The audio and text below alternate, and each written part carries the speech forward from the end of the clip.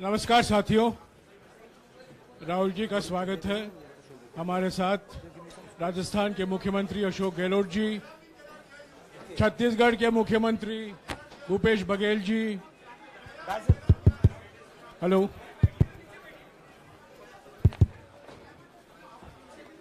Doctor अभिषेक सिंघवी और हमारे संगठन के महामंत्री केसी वेणुगोपाल जी मौजूद हैं।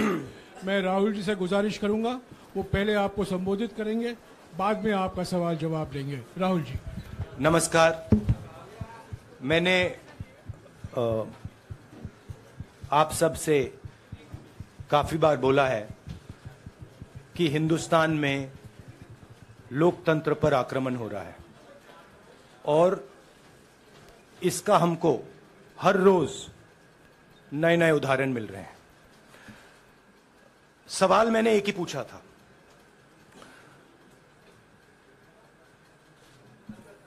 फाउंडेशन पे जाता हूं, अदानी जी की शेल कंपनीज हैं,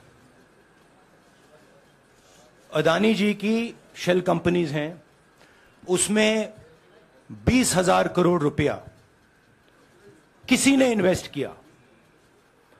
अदानी जी का पैसा नहीं है, अदानी जी का इंफ्रास्ट्रक्चर बिजनेस है, पैसा किसी और का है। सवाल यह है, ये जो 20,000 करोड़ रुपए हैं, ये किसके हैं? यह सवाल मैंने पूछा। मैंने पार्लियामेंट हाउस में प्रूफ देके, जो मीडिया रिपोर्ट से मैंने निकाला, अदानी जी और नरेंद्र मोदी जी के रिश्ते के बारे में डिटेल में बोला। रिश्ता नया नहीं है, रिश्ता पुराना है। जब नरेंद्र मोदी जी गुजरात के सीएम बने थे, तब से रिश्ता है और उसके बहुत सारे पब्लिक प्रूफ्स हैं। हवाई जहाज में मैंने फोटो दिखाई, नरेंद्र मोदी जी बड़े कंफर्ट में बैठे हुए थे अपने दोस्त, अपने मित्र के साथ। पार्लियामेंट में मैंने दिखाई। यह सवाल मैंने पूछा। फिर मेरी स्पीच को एक्सपंज किया गया। मैंने स्पीकर को डिटेल चिट्ठी लिखी, पॉइंट बाय पॉइंट, कि मैंने कहा कि एयरपोर्ट्स अदानी जी को रूल बदल के दिए गए हैं। ये लीजिए रूल की कॉपी जिसको बदला गया है। चिट्ठी लिखी, कोई फर्क नहीं पड़ा। फिर मेरे बारे में मंत्रियों ने पार्लियामेंट में झूठ बोला कि मैंने विदेशी ताकतों से मदद मांगी। मैंने ऐसी कोई बात नहीं की है।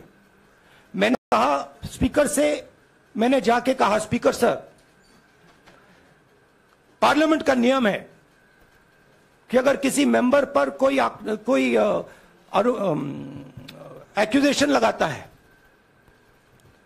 तो उस मेंबर को जवाब देने का हक होता है। मैंने एक चिट्ठी लिखी, उस चिट्ठी का जवाब नहीं आया। दूसरी चिट्ठी लिखी, उस चिट्ठी का जवाब नहीं आया। फिर मैं स्पीकर के चेंबर में गया। मैंने स्पीकर सर से कहा, स्पीकर सर, ये कानून है, ये रूल है, इन्होंने झूठा आरोप लगाया है, मुझे आप बोलने क्यों नहीं दे रहे हैं? स्पीकर सर मुस्कुराते हैं, कहते मैं नहीं कर सकता। और फिर उसके बाद आपने सबने देखा क्या हुआ। सवाल पूछना मैं बंद नहीं करूंगा। नरेंद्र मोदी जी का अदानी के साथ क्या रिश्ता है और 20,000 करोड़ रुपए किसके हैं, मैं पूछता जाऊंगा। मुझे कोई डर नहीं लगता इन लोगों से। और अगर ये सोचें कि मुझे डिस्क्वालीफाई करके, धमका के, जेल में डाल के मुझे बंद कर सकते, नहीं, मेरी वो हिस्ट्री नहीं है। मैं हिंदुस्तान के लोकतंत्र के लिए लड़ रहा हूं और मैं हिंदुस्तान के लोकतंत्र के लिए लड़ता रहूंगा। किसी चीज से नहीं डरता हूं, यह सच्चाई है। अब आप सवाल पूछिए। एक एक करके प्लीज. हाँ मोहित. I'll say it in English also. Sorry. I'll say it in English also. The question begins. A few weeks back in Parliament, where I asked the Prime Minister a very specific set of questions. Question number one, 20,000 crore rupees or $3 billion are in shell companies owned by Mr. Adani. Mr. Adani could not have generated this money. He's an infrastructure business.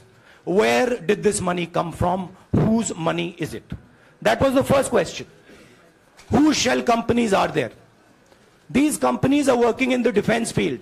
Why does nobody know whose money this is?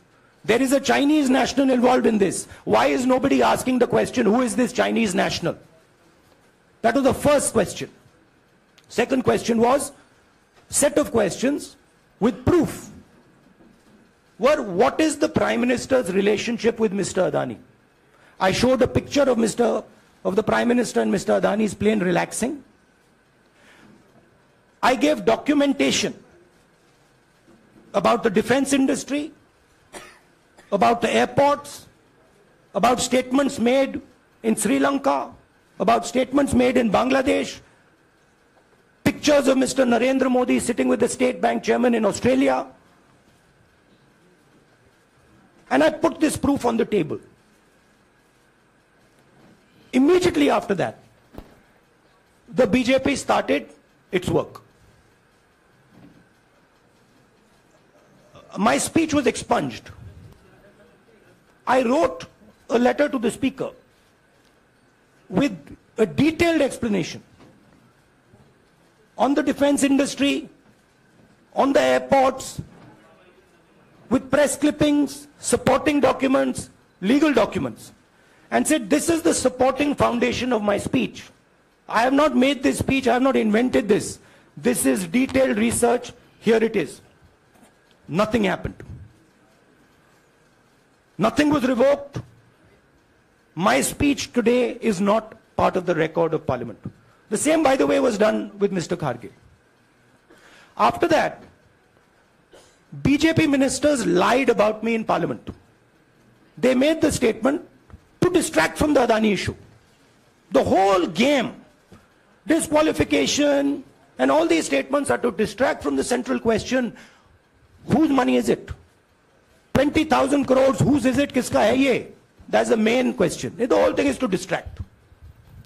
So, they said that I've asked foreign forces to help India. Most ridiculous statement. I have never made such a statement. You can look at all the conversations I had in the United Kingdom. Not one such statement was made. In fact, I said this is India's problem. India has to resolve this problem, right? A minister lies on the floor of the House. I wrote to the Speaker and I said, Speaker, sir, it is my right as a member of Parliament, when somebody makes an accusation, to state my position. Please let me state my position. The first letter is not answered. I then write a second letter with more details, saying the names and what was said. Still no answer. I then go to the Speaker's chamber and I say, Speaker, sir, what is going on? We live in a democracy. You are the defender of that democracy. Why are you not letting me make my statement? The Speaker smiles and says, I cannot do that. Come and have a cup of tea with me. Right? So this is the whole drama that is being orchestrated to defend the Prime Minister from the simple question, whose 20,000 crore rupees, whose $3 billion went to Mr. Adani shell companies? हाँ जी मोहित, एक minute सबको मौका मिलेगा. राहुल जी, मोहित दुबे हूं मैं. मेरा सवाल ये है कि आप शहीदों. By the way, sorry, I just need to finish that. I left out a part. Look, I am here defending the democratic voice of the Indian people. I will continue to do that. I am not scared of these threats, of these disqualifications, of these allegations, of these prison sentences. I don't care. I'm not scared of them. Okay? These people don't understand me yet. I am not scared of them. They are used to everybody being scared of them. I am not scared of them. Right? And I will continue to ask the question, what is the Prime Minister's relationship with Mr. Adani? It is an old relationship. It is a relationship that began when he was Chief Minister of Gujarat. Mr. Adani constructed the idea of Resurgent Gujarat, organized all that. This is a partnership. It's a close partnership. I'm going to keep asking that question. Rahul ji, मैं मोहित दुबे हूं। मेरा सवाल यह है कि आप शहीदों के परिवार से आते हैं। आपकी दादी भी डिस्क्वालीफाई हुई, जनता के बीच गई, आप सत्ता में वापस आए। आज के दौर में राहुल गांधी भी डिस्क्वालीफाई हो गए हैं, क्योंकि तमाम आपने इश्यूज को उठाया, चीन के इश्यूज को उठाया। क्या राहुल गांधी भी जनता के बीच में जाएंगे और वही वापसी फिर से करेंगे?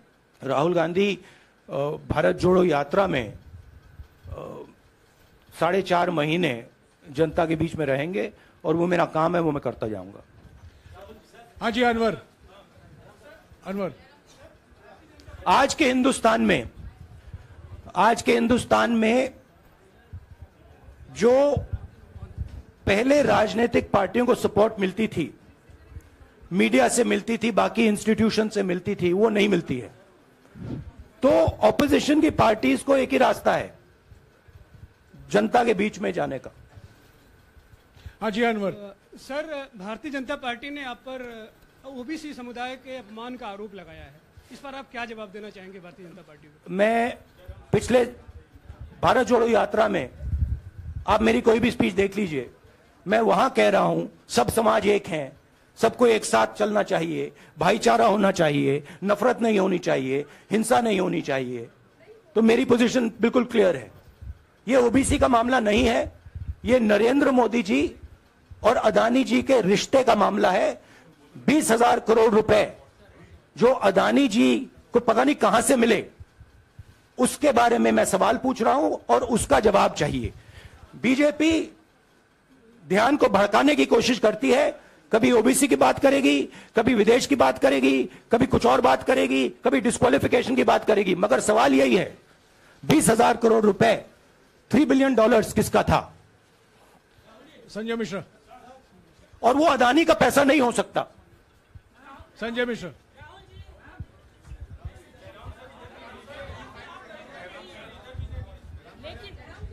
आपने कहा आप डरते नहीं हैं, लेकिन स्टेट के टारगेट पे हैं और स्टेट आपके खिलाफ है, पूरी स्टेट, पूरी मशीनरी आपके खिलाफ है। ऐसे में आपके सामने चैलेंजेस बहुत बड़ा है, तो रास्ता क्या है, रणनीति क्या है? देखिए भैया, चाहे स्टेट हो, चाहे कुछ भी हो, मैं सच्चाई को देखता हूं। मुझे और किसी चीज में इंटरेस्ट नहीं है, मैं सच्चाई बोलता हूं। राजनीति में यह फैशनेबल बात नहीं है, मगर यह बात मेरे खून में है।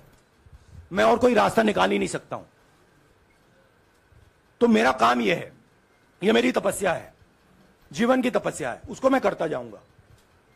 चाहे मुझे डिस्क्वालीफाई करें, मारे पीटे, जेल में डाले, मुझे कोई फर्क नहीं पड़ता। मुझे अपनी तपस्या करनी है।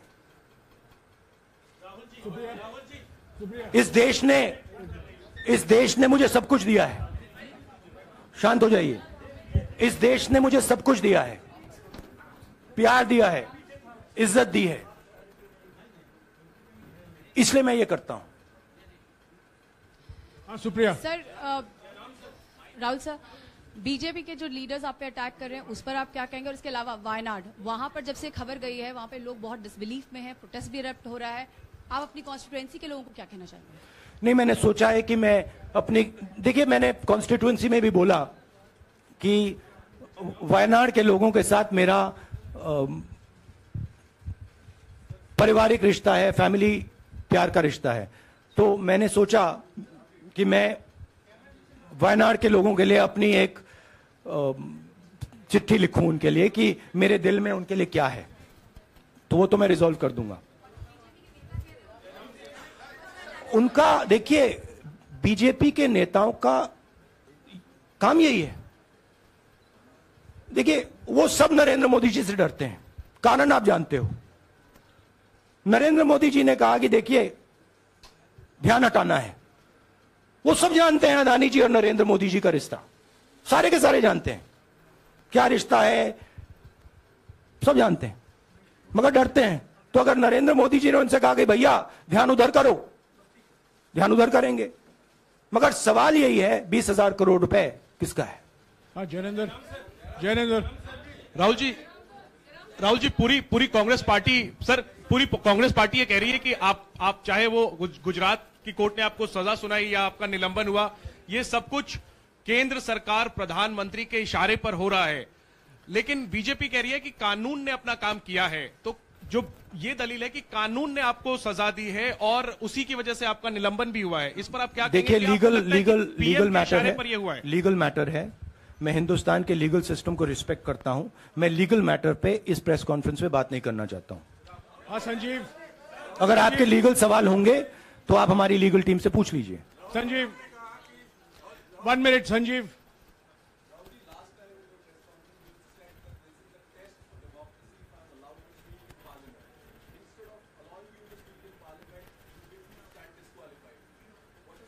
No, look, please understand why I have been disqualified.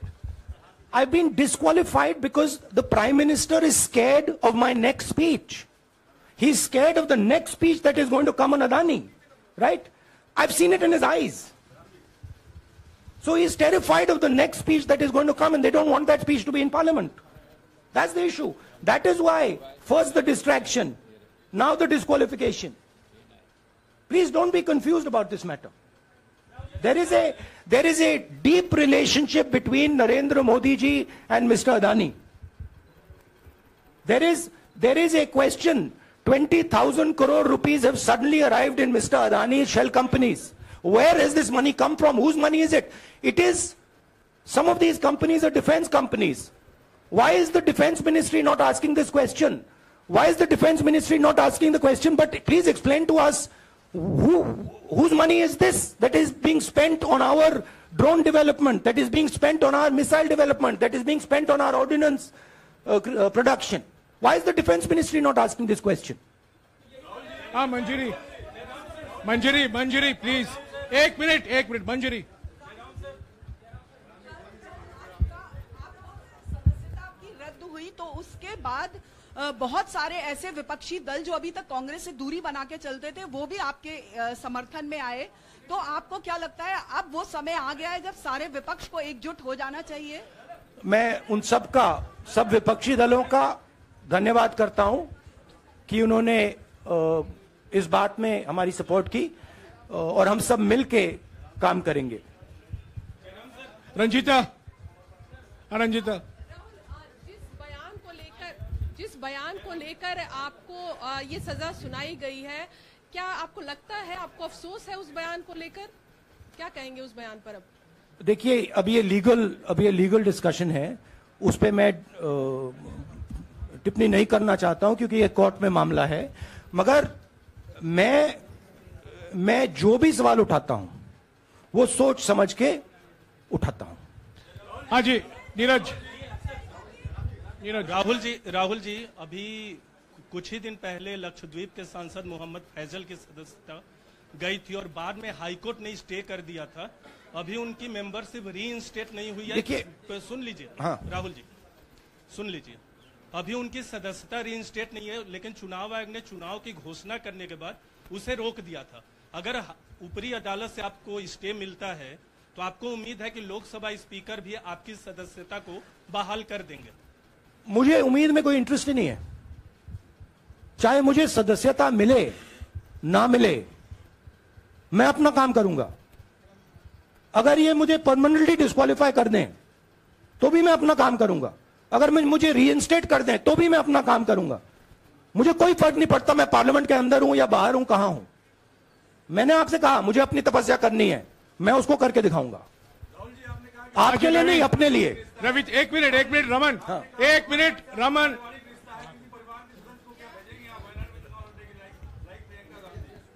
It is not up to me, it is up to Congress president कौन जाएंगे। राहुल जी मेरा सवाल,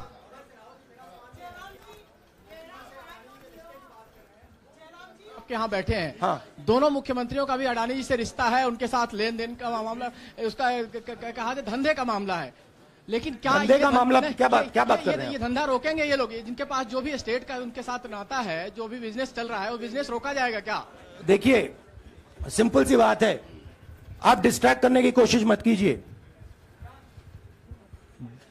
20,000 करोड़ रुपए अदानी जी की शेल कंपनीज में कहां से आए? आप इंक्वायरी कीजिए। अगर बात निकली कि हमारे चीफ मिनिस्टर का पैसा है तो इनको जेल में डाल दीजिए। अगर बात निकली तो किसी और का पैसा है तो उसको जेल में डालिए।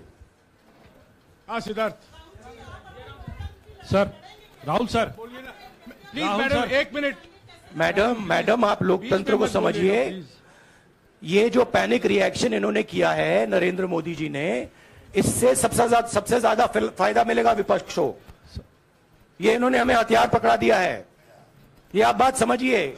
ये मोदी जी पैनिक में आ गए कि बात निकल जाएगी, ये 20,000 करोड़ रुपए किसके हैं, डर गए, घबरा गए, इन्होंने पूरा सीक्वेंस शुरू कर दिया। ये विपक्ष को सबसे बड़ा इन्होंने हथियार दिया है राहुल जी, क्योंकि जनता के माइंड में अब एक सवाल आ गया है कि जनता जानती है कि अदानी जी भ्रष्ट व्यक्ति है।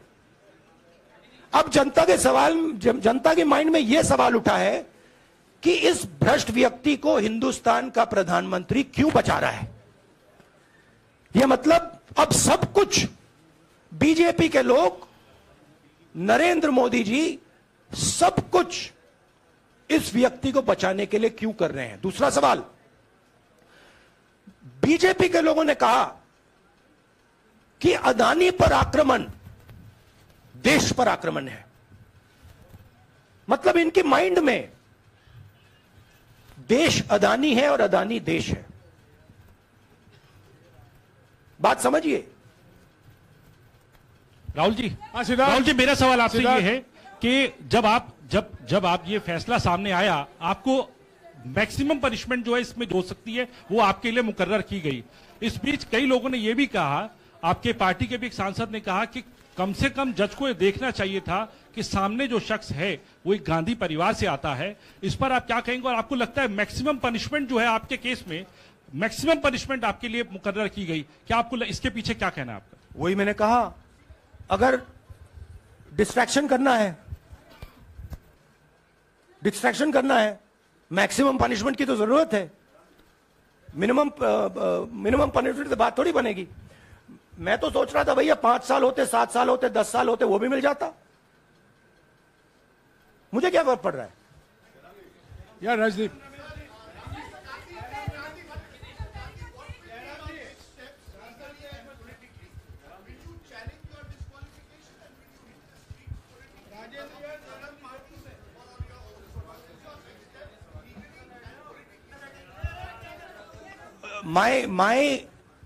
I have only one step, and that step is to fight for the truth in this country and to defend the democratic nature of this country that is under. Please let me finish, Rajdeep, unless you want to answer it for me.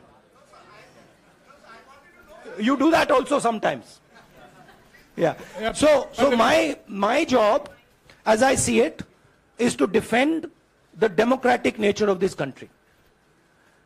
And I will do whatever I have to do to defend the democratic nature of this country. What does that mean? That means defending the institutions of this country. That means defending the voice of the poor people of this country. That means telling the people of this country the truth about people like Mr. Adani, who are basically exploiting the relationship they have with the Prime Minister. Yeah, Pallavi, please 1 second, let's go. Look, see, these are legal matters. It makes me no difference. I told them, it makes me no difference if I'm disqualified, not qualified, whatever. It makes me no difference. Disqualify me for life. Put me inside jail. I will keep going. I will not stop. Mr. Gandhi, Yeah, Mr. Pallavi. Gandhi, 2 things here. One, are you worried or apprehensive about the political relevance of, say, the opposition and the Congress Do I look party worried to you? One. Second, Do I look worried to you? I'm excited. I'm happy that these people are giving me the best gift they could give me. And second, Mr. Gandhi, is that BJP's reaction since yesterday is that if you hadn't torn the ordinance then perhaps you wouldn't be facing the law today. Your response to that? My response to that is that when somebody is guilty of something, they want to distract everybody's attention. Right? If you catch a thief, the first thing he says is, I didn't do it. The second thing he says, look there, look there, look there, look there. Right? That's what the BJP is doing. We have caught 20,000 crore rupees entering Mr. Adani's companies. Nobody knows whose money that is. That money cannot be Mr. Adani's money. He does not generate this type of money. So that money has come from someone. All this, OBC, disqualification, anti-national, all this is to distract from the panic that the Prime Minister is feeling. That his relationship with Mr. Adani is going to be exposed. Let me tell you, that relationship is going to be exposed. Nobody is going to stop that. It is going to happen. Because the opposition is going to press this thing until we find the answer. हाँ रवि, सिसोदिया जी को दे दो।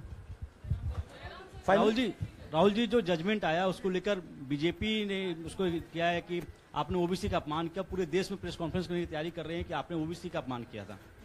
भैया देखिए, पहला आपका attempt वहां से आया, दूसरा आपका अटेम्प्ट यहां से आया, तीसरा आपका अटेम्प्ट यहां से आया। आप इतनी डायरेक्टली बीजेपी के लिए क्यों काम कर रहे हो? थोड़ी डिस्क्रेशन से करो यार, थोड़ा घूम घाम के पूछो। क्या आपको ऑर्डर दिया है क्या? देखो मुस्कुरा रहे हैं। घूम घाम मैं आपको उदाहरण देता हूं, आप थोड़ा घूम घाम के निकाल नुकुल के बोलो। देखो ऐसे बोलो पहले, राहुल जी, हाँ तो please if you want to work for the BJP, then bring a BJP flag symbol here and put it on your chest. Then I'll answer you the same way I answer them. Don't pretend to be a press man. Vikrant, Rahul ji, हवा निकल गई। Rahul ji, BJP के लोग बार बार ये बात कहते हैं कि आपने जब विदेश में जाके भाषण दिया तो उन्होंने कहा माफी मांग लेते। अभी कहा कि कोर्ट में आपसे कहा गया माफी मांग लेते। तो जब ये लोग कहते हैं राहुल गांधी माफी मांग लेते, तो राहुल गांधी क्या सोचते हैं? राहुल गांधी सोचता है मेरा नाम सावरकर नहीं है, मेरा नाम गांधी है। गांधी किसी से माफी नहीं मांगता। और मैंने कहा, पार्लियामेंट हाउस में कहा कि भैया मुझे बोलने दीजिए ना, एक बार तो बोलने दीजिए।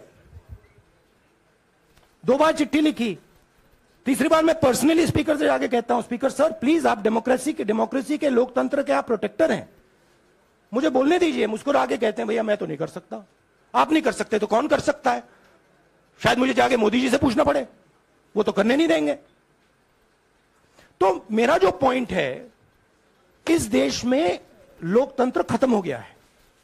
इस देश के लोग जो इनके दिल में है, हमारे दिल में है, बोल नहीं सकते हैं। इस देश के इंस्टीट्यूशंस पर आक्रमण हो रहा है। और उस आक्रमण का मैकेनिज्म क्या है? उस आक्रमण का मैकेनिज्म नरेंद्र मोदी जी और अदानी जी का रिश्ता है, वो फाउंडेशन है। मैं नरेंद्र मोदी जी पर सवाल नहीं पूछ रहा हूं, मैं अदानी जी पर सवाल पूछ रहा हूं।